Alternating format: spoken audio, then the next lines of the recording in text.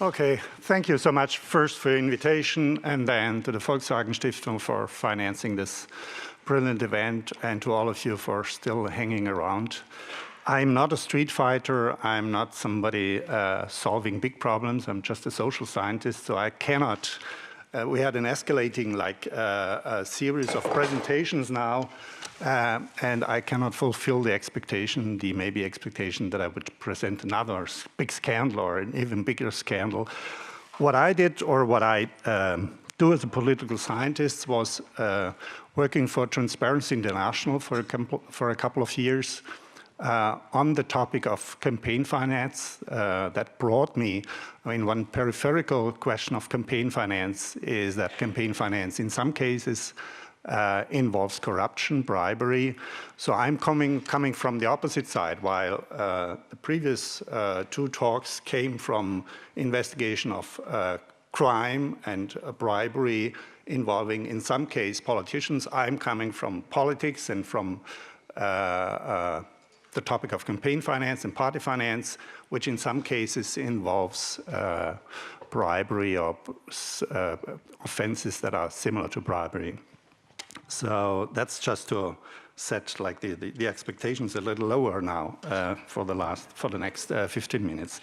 And one important thing is, like to start with, try to skip a couple of my slides, but one important thing is that now when we talk about campaign and party finance, obviously the immediate association is it in some case involves scandals, or it's a scandal, it's a dirty subject. In most democracies have had their scandals in the last 20 years involving political finance, and most democracies have to try to answer to this question or to this challenge of politicians getting involved with bribery and illegal finance, and have to try to answer these questions and these challenges by reforming their legislation. So what I did with my colleagues, and then I continued when I went back to academia, was trying to understand how countries regulate campaign and party finance and why they do so. And one of the first things one learns when talking about campaign finance. Oh, I'm in charge here. Okay. Right. Where do I point? Like any? Just the red one. It says danger. Okay. Okay. Oh, it says danger. Okay. So what I did was just, we briefly, just one small glance into history. The important thing is, when we look back into history, campaign finance, raising funds from third parties to finance my own campaign or to finance a party organization, was originally has not a connotation of fraudulent or bribery or an illegal negative behavior, but actually it has a democratizing effect on political competition, because at the end of the 19th century, the starting point was that actually only rich people, wealthy people, could get into politics and dedicate their life to politics, and the leftist parties and politicians coming from a humble background could not afford to stay in politics. So the invention of socialist parties was to raise what we would now call crowdsourcing. So they were raising money to finance their own campaign, to finance their survival as politicians. Many political positions were not paid. The politics was not professionalized. So just this small glance shows us that campaign finance actually had a democratizing effect on politics. People who previously were not able to go professionally into politics were now able to go into politics and stay into politics because they were able to raise funds. Now, these were the grassroots funding, which obviously are not a problem in modern democracies. Today, we talk more about scandals like the abuse of public resources, like in the Petrobras scandal, to finance political parties, or the role of big donors, of wealthy donors, or still the role of rich candidates, wealthy candidates having a competitive advantage over others. And if we look at all these problems, we could say that there were three waves. I'm trying to understand why, what's the purpose of regulation. And the first thing to recognize is the purpose of regulation was not in the first case fighting bribery or fighting abuse or fighting undue influence. There were at least three waves of regulation, and we will look into the reasons, but the three waves of regulation could be summarized as in the first wave, including or introducing bans on certain donors, sources, and introducing regulations on private sources. And that was roughly until the late 19th century and the beginning of the 20th century. After the Second World War, there was a huge wave of now trying to fix the problem of lack of resources on one side, and on the other side, the problem now, the raising questions of corrupting politicians by private finance. So the solution, starting in the second half of the 20th century, was resorting to public subsidies, which on one side is a solution, but as we will see, causes a lot of problems also.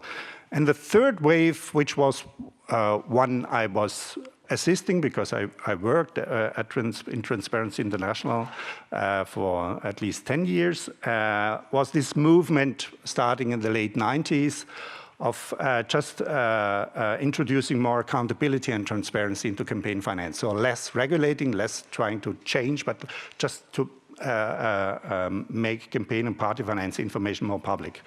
And now the interesting, we can skip this. The interesting thing is, that's more or less my scheme to understand why regulations are introduced and what's the purpose of regulation. And I would say we could say there are three different problems that regulators see when they regulate either private finance or introduce public financing. The first problem is the problem with sources. In a couple of countries, certain sources of campaign financing are not recognized as legitimate. Some of them are more obvious: foreign resources, foreign sources, or government sources, or organized crime, or anonymous donations are not recognized.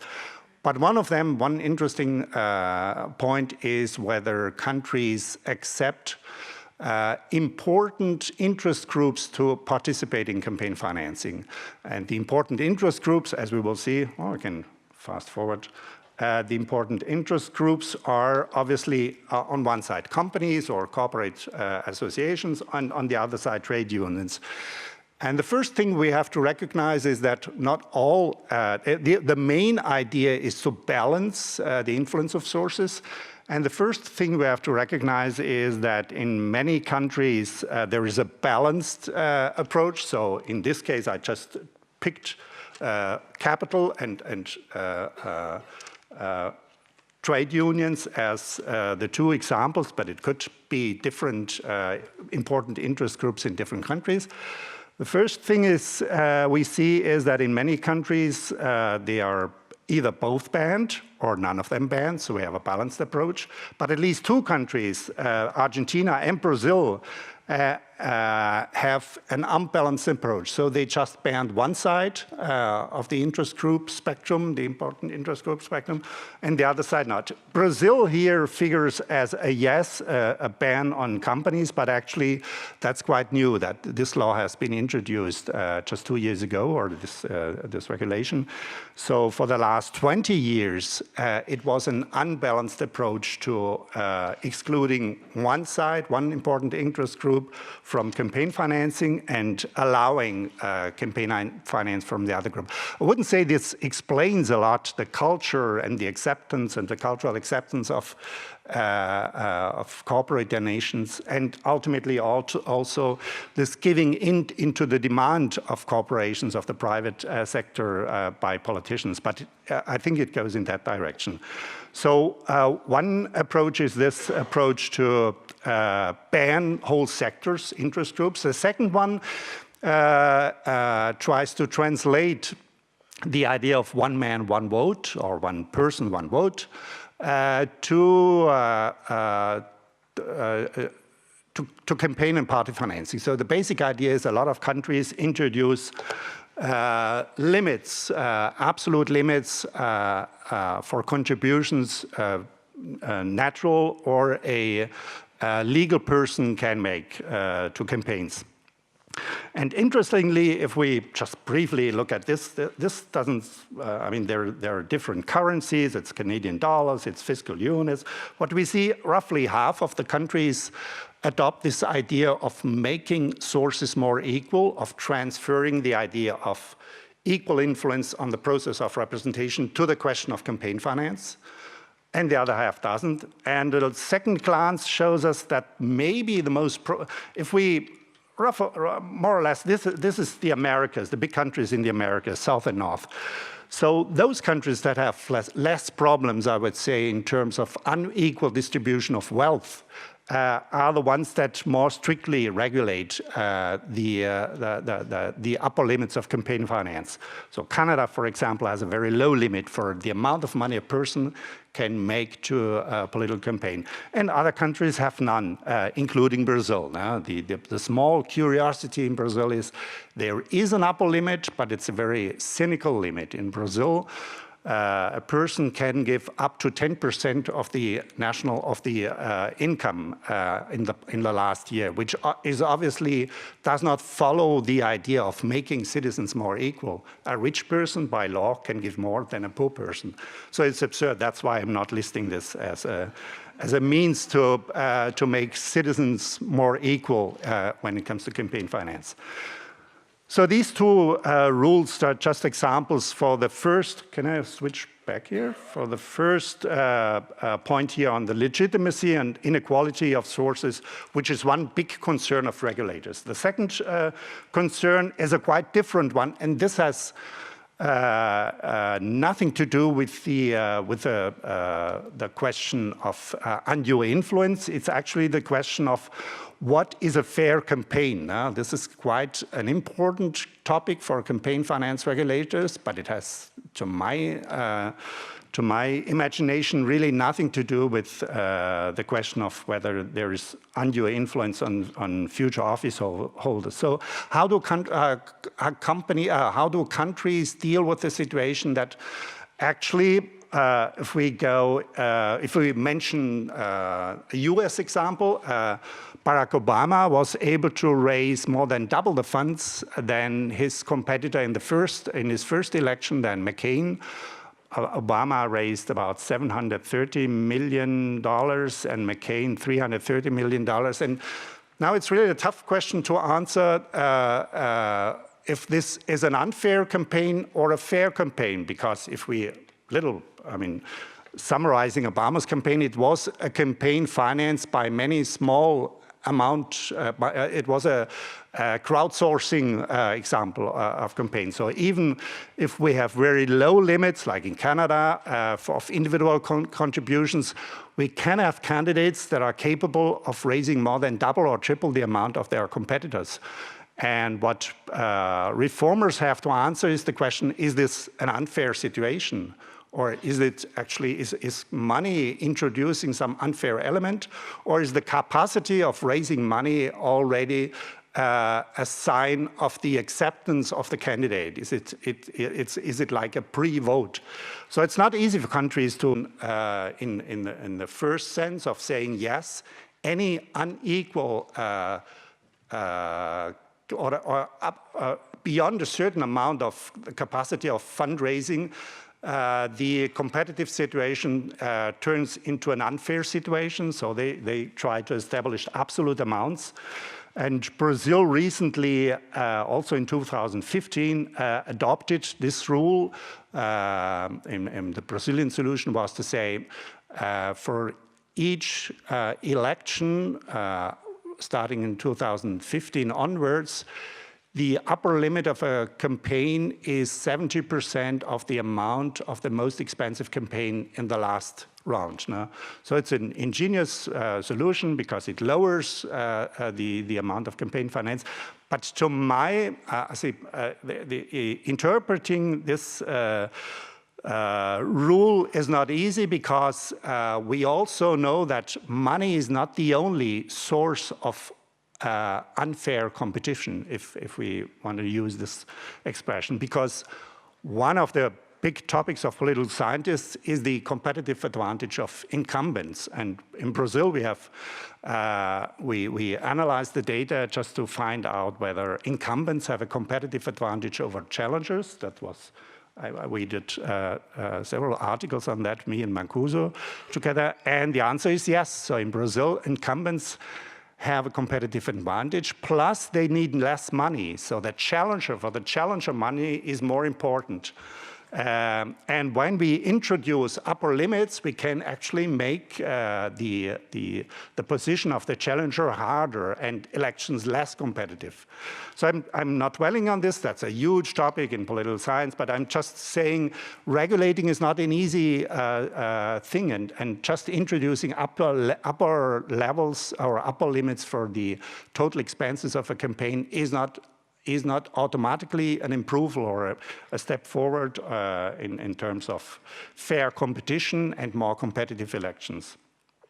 And the third point is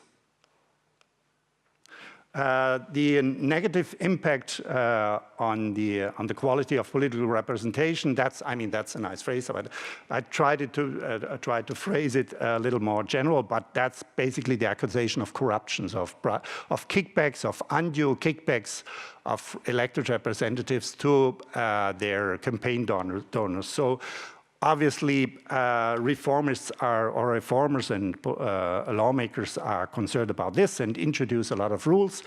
But not all rules, or not a lot of rules, are focusing specifically on this question. And the interesting thing is that actually very few countries in the Americas very specifically target one problematic situation which I would characterize as the following. It is not a problem if a candidate receives a very small share, a very small slice from a donor, because he, receiving 1% of his income from a donor, the donor has no leverage to put pressure on him. Now, the problem is when a candidate receives 40, 50, 60% of his income from a single donor or just from a group of donors. And that's the kind of situation, that exists very much in Brazil. So we also ran numbers and can show that the structural dependence, I think sociologists, we like this, structural dependence, the risk factor included in this kind of over-dependence on just a few donors. This is a very specific risk, and it includes a high risk of responding to demands from those donors to grant favors in public contracts and so on. But very few countries actually respond to this very specific risk by introducing legislation. So in Argentina, Bolivia, and Ecuador are the only countries in Latin America that actually say, no, in Argentina, no donor, no legal person can donate more than 1% of the total funds raised by a party, or 2% of a natural person, and a similar higher level in Bolivia, and a similar level in Ecuador, 10%. So all of this would have a huge impact in Brazil. I mean, there are many candidates who depend to more than 30, 40% from a single donor. So that's just to show that when it comes to very specific, I would say this is very specific legislation that tackles the risk of bribery, not bribery per se, but the risk of bribery, or the risk of paying favors back to donors. When it comes to this kind of legislation, there's not so much examples to show in the Americas. And the other thing is now public financing. So how am I doing? Okay, so public financing is interesting because on one side, public financing started in the second half of the 20th century, not to fight corruption in the first case. It was the 50s, 60s. It was more a reaction to like the changing idea of parties in modern constitutions. So it was the upcoming idea that actually parties are not private organizations. They are a kind of, our colleague called it, public utilities. So they are half state, they're half private, and therefore they should just receive some funding. But the funding was not substantial. The funding, when in the 70s and 80s, more corruption scandals popped up, actually the reason to increase now public funding and increase it significantly was fighting corruption. So the rough idea, to summarize it, was we offer enough funding for parties to buy them out of the private financing. That's the logic behind this huge increase of public funding. And then there you have the German case where, I mean, roughly 50% of the campaign and party financing comes from the public, or the Spanish case, or there are a couple of cases in Europe, but also Brazil. So Brazil was also a country which in 1995, after the dictatorship, in its first reform of campaign finance, created a public fund and has since then increased the amount of this fund significantly. And the basic idea was to buy politicians out of this private dependency. The problem, I see like one immediate problem is that this introduction of public financing was not, is in very rare cases, is introduced in combination with a ban on corporate finance.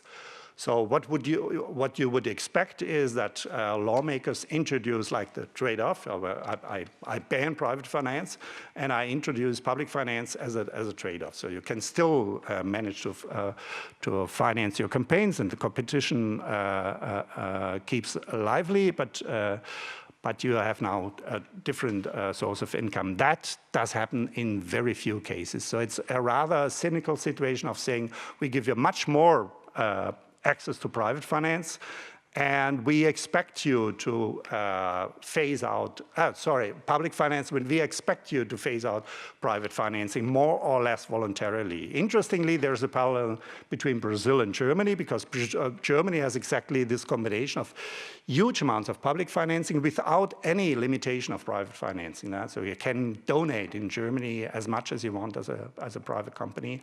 And in Brazil also, you have this introduction of huge amounts of public financing without banning in 95 corporate finance. Actually, it was reintroduced, but that would take us too far away now. Now, the thing about public financing and substantial public financing is that it actually creates a lot of responsibility, because now you need criteria right from the start. When you distribute 1 cent, you have to have a reason why you give this 1 cent to pay to party A and not to party B. So you have to have objective criteria. But the burden is even bigger when you finance 30, 40, 50% of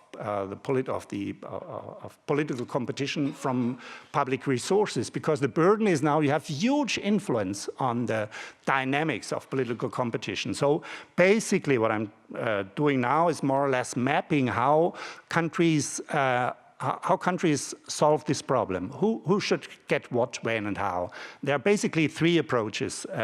One is trying to be neutral. So a lot of countries just try to allocate money following the past electoral results, or following, that would be the Brazilian model, or following the Canadian model, which would be private donors make donations, small donations, and the public and the state reimburses them. Or the US model in the primaries is to a private donor makes a small donation, and the public, the fund complements this fund, this small donation with with a matching fund, that's the matching fund system, or so on. So there are several ways to try to be neutral. That's my 5 minutes? Yeah. Okay. One more. 1 more minute? You didn't give me the 5 minutes. Okay, but I'm fine. So that's one problem, one way to solve this problem. The others are more problematic, and then this is also where I come back to the Brazilian case. One other model is to structurally favor, by not going into much details, favoring small and new parties, which is the left chart, which basically the blue line shows the strength of parties, and the red dotted line shows the distribution of public either money or airtime. And the basic idea is everybody has equal slots of access to money and airtime. And to the right, we have the opposite situation where not small parties are favored, where older, established parties are favored, and small parties are excluded from public funding. So you create a situation of cartelization. You create a cartel of political parties. And so these are the three models, and we could look now into details on how they apply in several countries, but I think we have to move forward. I'll skip this. This is a small summary of the Brazilian legislation. And I mean, the conclusions are, not many conclusions have to do with our main topic, bribery and illegal transactions between the private and the public.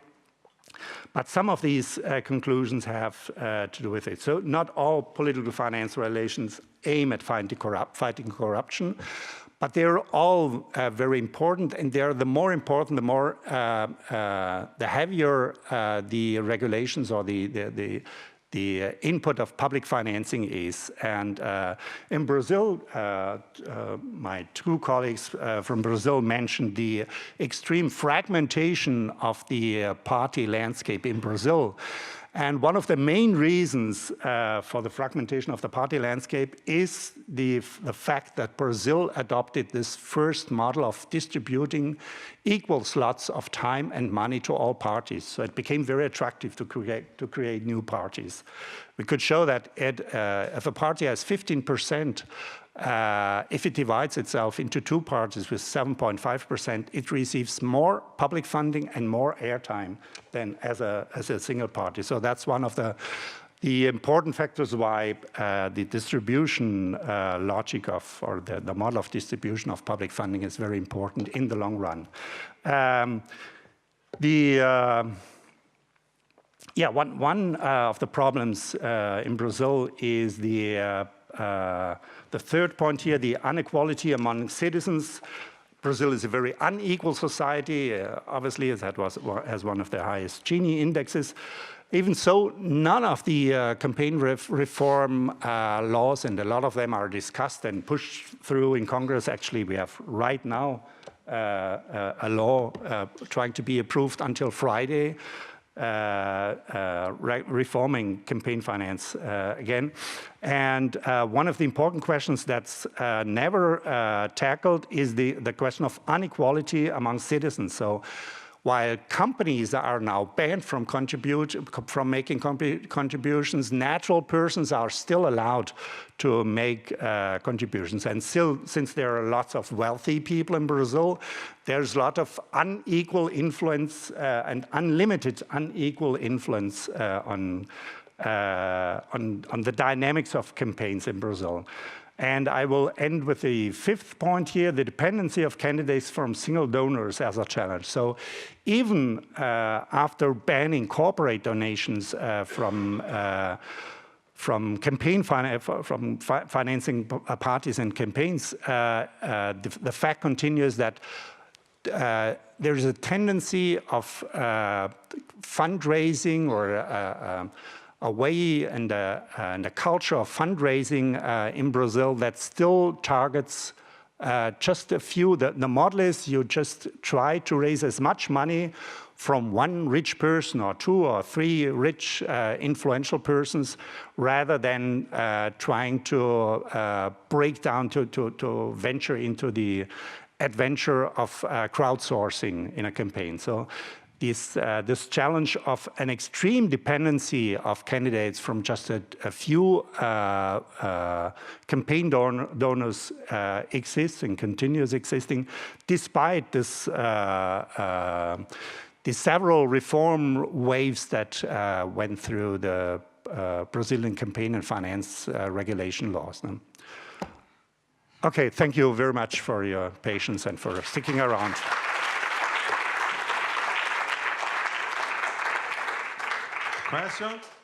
Questions? Aníbal first.